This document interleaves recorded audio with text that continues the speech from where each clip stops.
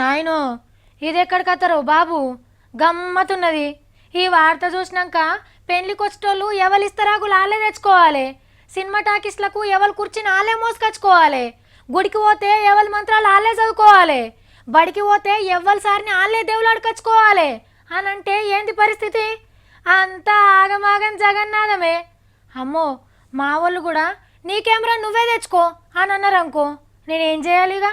కాలు నొప్పితోనో చేయి నొప్పితోనో పంజాగుట్ట నిమ్స్ దవాఖానా పోదామనుకునేటోళ్ళు జర మంచిగి నుండ్రికి ముచ్చట మొదలు ఓ టేబుల్ ఫ్యాన్ కొనుక్కున్నాకనే దవాఖానలు అడుగుపెట్టుర్రి, లేకుంటే ఉబ్బరానికి ఇంకో రోగం వచ్చినా రావచ్చు. ఎందుకంటే ఏసీలకు కూడా ఎండ దెబ్బ తగిలిందట, ఏడికాడికి బేవోస్లే పడిపోయినాయట. మేమేం చేయలేమని చేతులు మీదికి లేవట్టిండ్రు డాక్టర్లు. ఫ్యాన్లు తెచ్చుకొని మేము ఎప్పుడు చెప్పలేదు, కానీ కొంతమంది వాళ్ళు మరి తెచ్చుకున్నారా అని చెప్పారు, కానీ మరి పర్మిషన్ ఇవ్వలేదు. అగో గందుకే ఈ పేషెంట్లంతా ఫ్యాన్లు కొనుకొచ్చుకొని చల్లగాలి పిలుస్తాండ్రు. ఇంకా గమ్మతి ముచ్చట ఏందంటే ఎమర్జెన్సీ వార్డులో కూడా ఏసీలు పనిచేస్తలేవట. ఇంట్లో కూడా ఎవ్వరు పంక వాళ్ళే తెచ్చుకున్నారు. ఎమర్జెన్సీ వార్డు అంటేనే ఎప్పటికీ చల్లగాలి ఇసురుతుంది, కానీ ఇప్పుడు ఏడి గాలి వశపడనిస్తలేదట పేషెంట్లను.